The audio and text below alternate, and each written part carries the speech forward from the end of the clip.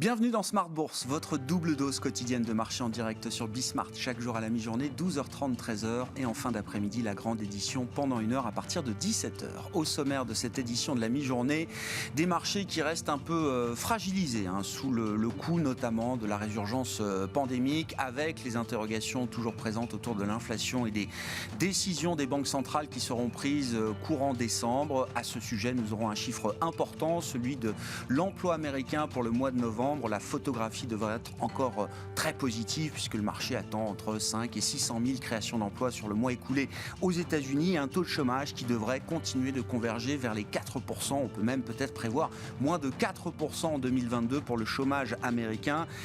C'est une bonne nouvelle, rappelons-le, qui permet notamment à Jérôme Powell de s'occuper peut-être plus précisément désormais du sujet de l'inflation qui n'est plus qualifiée de transitoire dans le discours officiel de la Réserve fédérale américaine. Ça fait partie des informations importantes de la semaine. Vous aurez les infos clés de marché dans un instant avec Alix Nguyen. Et puis vous le savez, le vendredi, on sort un petit peu de l'actu immédiate des marchés pour s'intéresser à l'actualité de l'industrie financière et le lancement d'une nouvelle boutique d'expertise à Paris, Galit Partners, fondée par une équipe de vétérans de l'industrie financière, comme on dit, au sens large, et emmenée par Selim Merez. Après 20 ans passés dans la banque d'investissement, il viendra nous expliquer sa démarche et sa proposition de valeur à travers la création de Galit Partners. Et puis l'autre actualité du vendredi, c'est l'actualité qui concerne vos finances, la gestion de votre patrimoine.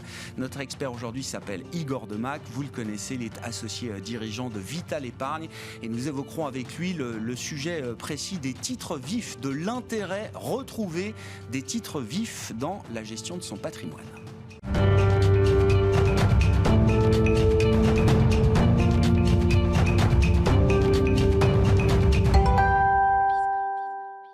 Des marchés qui restent un peu perturbés en cette fin de semaine. Les infos clés du jour à mi-séance en Europe, c'est avec Alix Nguyen. Une tentative de sursaut à la Bourse de Paris. Le marché reste cependant tributaire d'une forte volatilité, sans compter que les contrats futurs sur indices américains avancent pour l'heure en ordre dispersé. Hier, le S&P 500 rebondissait d'1%, sa plus forte hausse depuis octobre, soutenue par une vague d'achats à bon compte. Le marché devrait aussi trouver un peu d'apaisement avec le vote du Congrès d'un projet de loi permettant un financement temporaire de l'État fédéral jusqu'au 18 février prochain et d'éviter ainsi un shutdown des administrations. À 14h30, une donnée devrait conditionner la séance. Il s'agit de la statistique de l'emploi de novembre aux États-Unis, un rapport qui devrait être particulièrement scruté alors que le président de la Fed ne qualifie désormais plus l'inflation de transitoire et dans la perspective d'une accélération du tapering. Les inquiétudes autour du variant Omicron s'atténuent mais ne disparaissent pas pour autant. À noter que des scientifiques sud-africains indiquent que les vaccins existants devraient rester efficaces contre cette souche. Le groupe pharmaceutique britannique GlaxoSmithKline a par ailleurs fait état de tests en laboratoire, suggérant que son traitement à base d'anticorps sera efficace contre Omicron. Côté valeur, Solutions 30 bondit de près de 15%. Le spécialiste de l'installation des compteurs électriques et de la fibre chez les particuliers annonçait ce matin dans un communiqué la reprise dès aujourd'hui d'un mode de collaboration usuel avec ces banques. Pour rappel, en décembre 2020, Solutions 30 avait été accusée d'entretenir des liens avec la mafia et d'être responsable d'erreurs comptables, des accusations rejetées par l'entreprise. Une belle ascension aussi pour Dassault Aviation. Le PDG du groupe, Éric Trappier, a signé un accord pour la vente de 80 Rafales à l'armée de l'air des Émirats arabes unis en présence d'Emmanuel Macron dans le cadre de la visite du chef de l'État dans les Émirats, le Qatar et l'Arabie saoudite. Le sursaut du marché profite aux valeurs liées au tourisme et à l'aéronautique. Air France-KLM progresse, Airbus aussi. Et puis la remontée des cours du pétrole profite à Total Energy, son titre est en hausse de plus d'1%. Tendance mon ami, chaque jour avec Alix Nguyen à 12h30 et 17h dans Smart Bourse sur Bismart.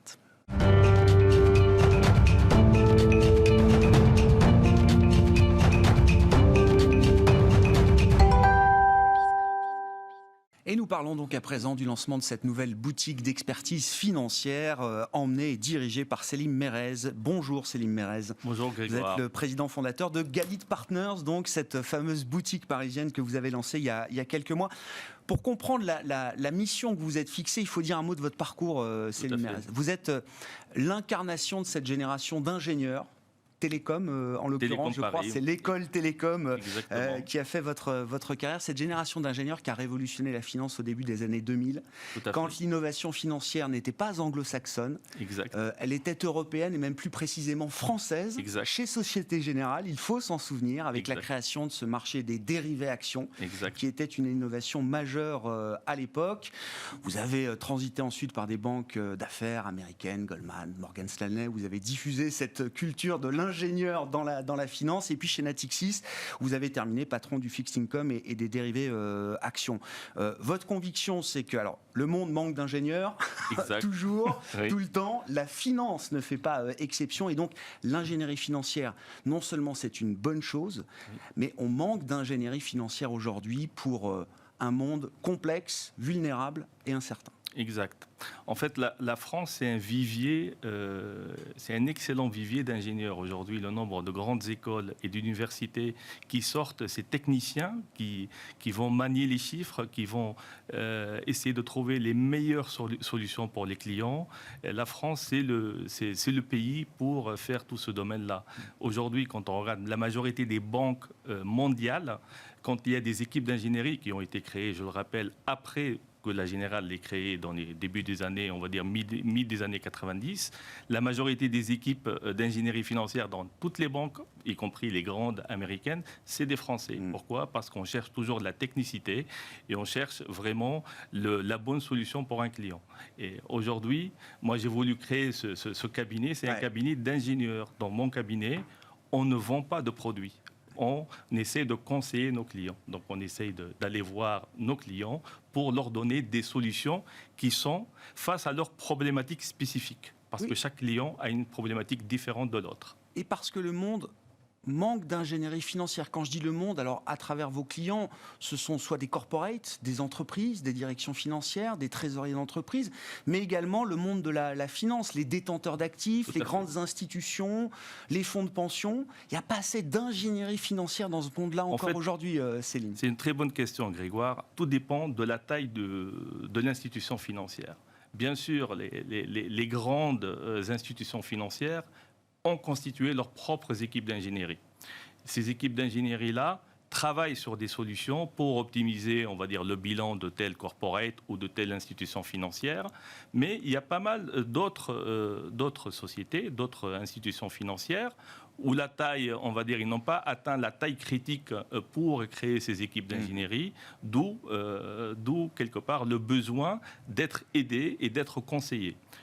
Ils ont le choix entre être conseillés par une banque et par des cabinets indépendants. Vous savez, on est complémentaires. Moi, je ne travaille pas contre les banques, on travaille avec les banques. J'allais vous demander, pourquoi est-ce que vous êtes sorti de la banque, justement, pour mener ce projet axé autour de l'ingénierie financière ? Aujourd'hui, je me sens plus libre dans le sens où, si j'étais dans une banque, et ce n'est pas du tout une critique à la banque, si je suis dans une banque, je suis face à un client qui a une certaine problématique. Je vais essayer de trouver des solutions que la banque peut proposer. Or, parfois, il y a des solutions que la banque ne peut pas proposer pour des questions de limite de risque ou de questions de faisabilité, alors que d'autres banques peuvent proposer. Notre rôle à nous, c'est d'être face à un client, d'abord d'analyser la situation financière de ce client-là, regarder son portefeuille, regarder s'il est assez diversifié, s'il est assez décorrélé, et de trouver la bonne solution pour ce client-là. Une fois on a trouvé la bonne solution, à ce moment-là, on va aller voir quelques banques partenaires qui vont travailler sur le sujet, 2, 3, 4 banques, pour avoir la meilleure solution et au meilleur prix. Vous passez d'un monde standardisé, celui de la banque, à un monde du sur-mesure, c'est ce qu'il faut comprendre. Exactement. Donc, tout ce qu'on propose aujourd'hui, c'est du sur-mesure parce qu'on ne peut pas dupliquer une solution d'un client A à un client B parce qu'ils ont tout simplement deux problématiques complètement différentes. Comment vous avez structuré, alors je le disais, la proposition de valeur de Galit Partners ? Bien sûr. On s'est structuré autour de 3 axes majeurs. Le premier, c'est le conseil en investissement et couverture. Ça s'adresse aux corporates, aux institutions financières, que ce soit des assureurs, des mutuelles, des caisses de retraite, des family office ou des banques même, c'est pour gérer en fait leur allocation d'actifs. Ils ont des actifs dans leur compte propre. Parfois, ils ont, par exemple, si je prends l'exemple d'un assureur, qui vend au cadre de l'actif général ce qu'on appelle un contrat d'assurance vie. Dans le contrat d'assurance vie, il y a une certaine allocation. Historiquement, c'était énormément de bonds, très peu, on va dire, de solutions structurées. Et de plus en plus, il y a la solution structurée qui monte en puissance parce que les bonds, les rendements, et surtout les souverains, le rendement n'a fait que baisser les 10-15 dernières années.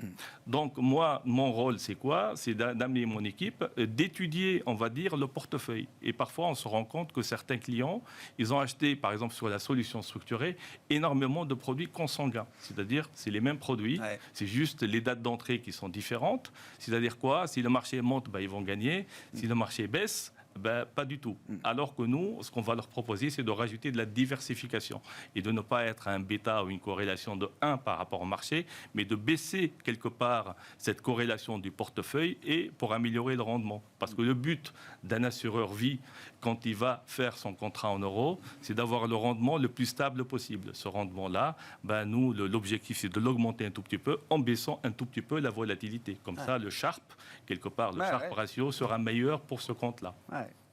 Travail sur la diversification, la décorrélation dans ce métier des solutions d'investissement. Quels sont les autres sujets auxquels vous pouvez répondre face à la demande de vos clients? Le deuxième sujet, c'est les stratégies de financement, notamment ESG. Aujourd'hui, il y a pas mal d'émetteurs, notamment souverains ou supranationaux et même corporate. Donc, ils sont amenés à avoir des financements sur les marchés. Donc, on les accompagne dans tout le processus de leur financement. On les conseille à choisir les banques. On les conseille sur les maturités et les devises sur lesquelles ils doivent émettre. Et surtout, l'angle ESG qui est aujourd'hui très, très important. On peut y revenir après. Effectivement. Et puis donc un troisième pôle, c'est ça l'activité? Un troisième pôle qui s'appelle le corporate finance. On accompagne les CFO, notamment de pas mal de corporates, sur 2 axes. Soit la gestion de crise. Avec nous, on a un excellent partenaire qui lui-même il était CFO adjoint dans un grand groupe français qui a géré une belle situation de crise. On peut le dire, c'est l'ancien CFO adjoint de Casino, c'est public, donc tout à fait. Je ne trahis pas de secret en la matière.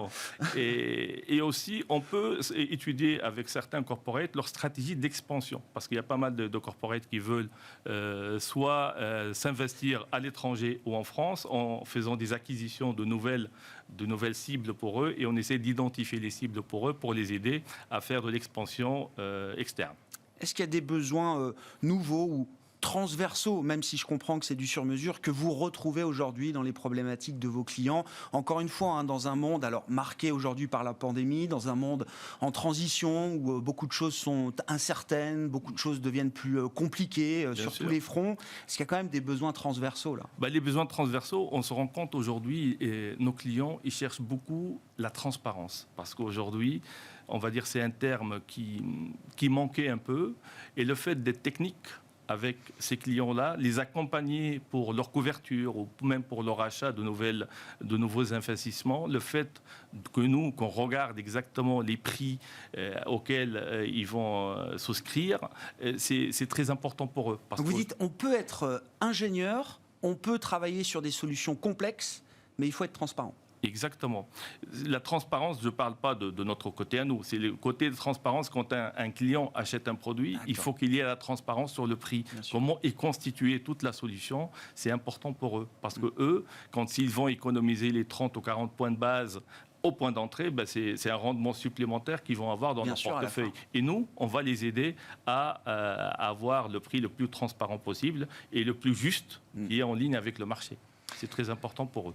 Cette dimension ESG que vous avez évoquée, Selim, alors à travers, encore une fois, votre expérience, vous avez dû voir des modes de marché, des périodes plus favorables à certaines tendances ou à d'autres. Comment vous qualifiez effectivement déjà cette dimension ESG aujourd'hui? Est-ce que c'est structurel, structurant pour l'avenir? Et comment est-ce qu'elle se retrouve justement dans les solutions que vous proposez aujourd'hui?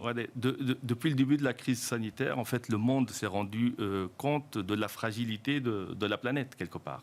Et tous les acteurs, que ce soit économiques, financiers ou politiques, se sont mis en fait au vert et au social, parce qu'ils ne peuvent pas augmenter, et pour augmenter la résilience de l'économie face à ces défis-là, il faut vraiment faire ces défis qui sont climatiques et sociaux, il faut vraiment faire attention à l'angle ESG.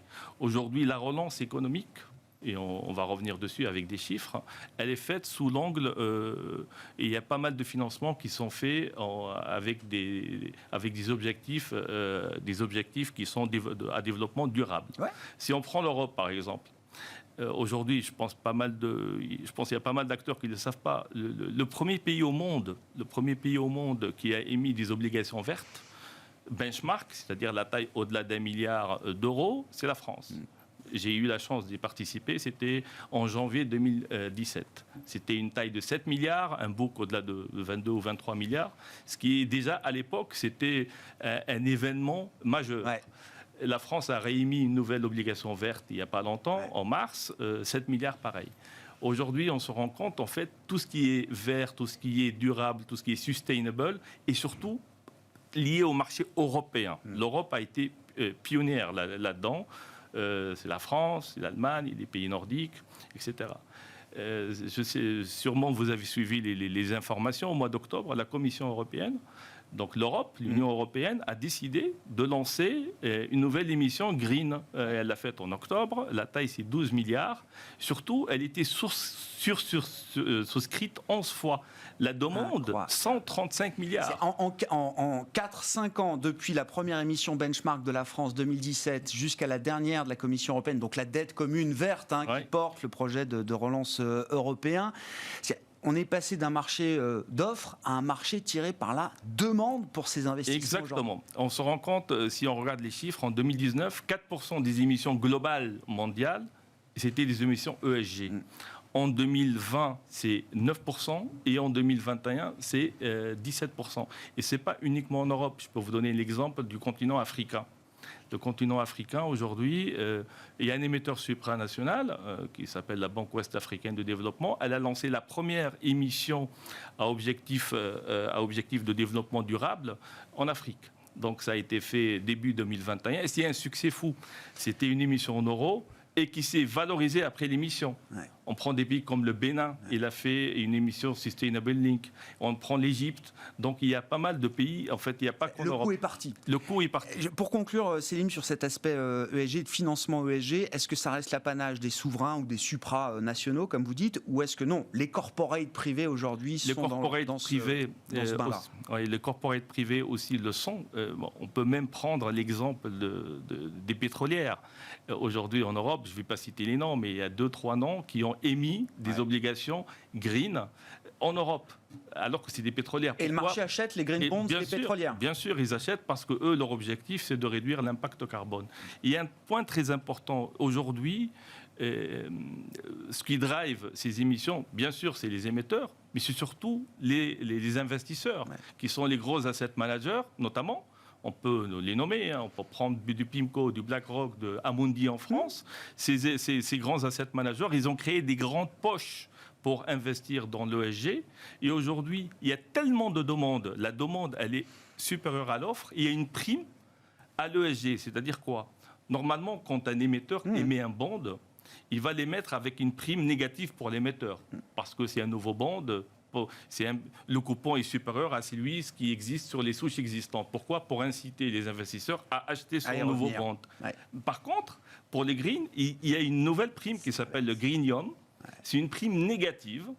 On va dire le bond normal, peut-être qu'il traite à 4% de coupon. On arrive aujourd'hui à émettre à 3,75 parce qu'il y a cette demande-là et parce qu'on encourage quelque part tout cet aspect ESG. Et donc, oui, c'est ça. En termes de coût de financement, c'est intéressant pour l'entreprise. Exactement. Merci beaucoup, Céline Merès, d'être venue nous parler donc, du lancement de cette nouvelle boutique. Vous êtes le président fondateur de Galit Partners, invité de Smart Bourse ce vendredi à la mi-journée. Merci, Greg.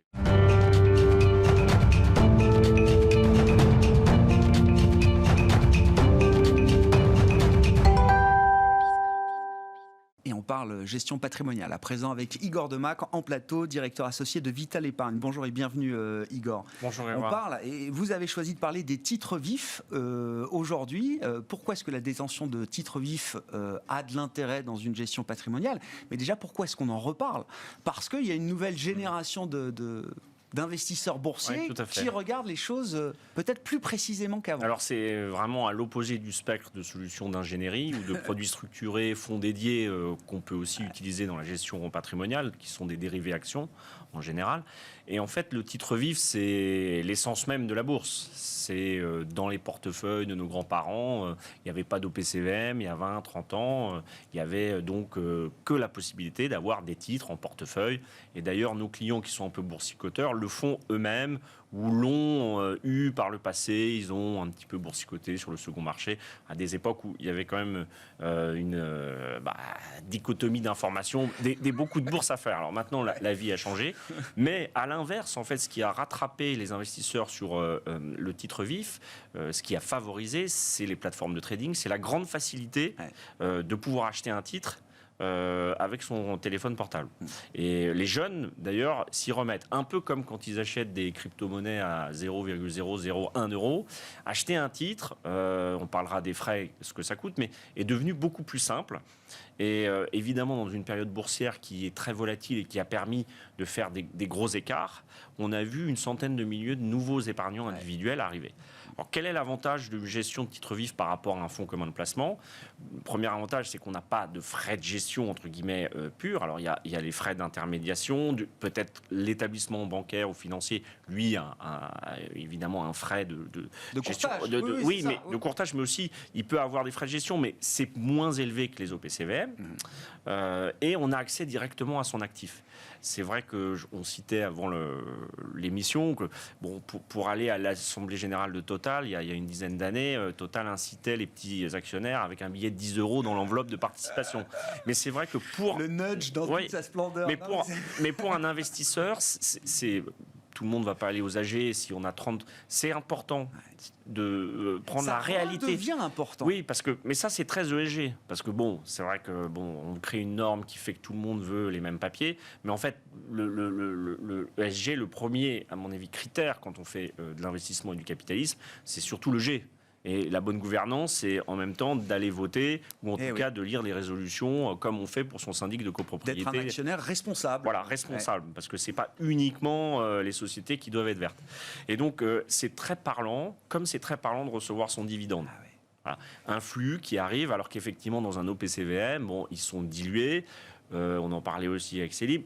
On peut détacher, il y a des OPCVM de distribution, mais ce n'est pas tout à fait pareil. On a un intermédiaire entre nos actions et en fait notre qualité de propriétaire. Là, on a sous les yeux la mécanique. Voilà. Alors il y a et on touche le gros écueil, c'est quand même la connaissance des valeurs, le suivi. Donc c'est pour ça qu'il faut faire appel à un professionnel. Alors soit un établissement bancaire qui a le droit de gérer, on appelle ça de passer en RTO, soit d'être conseillé, puisque quand on n'a pas le droit de passer des ordres, c'est le client qui les passe lui-même.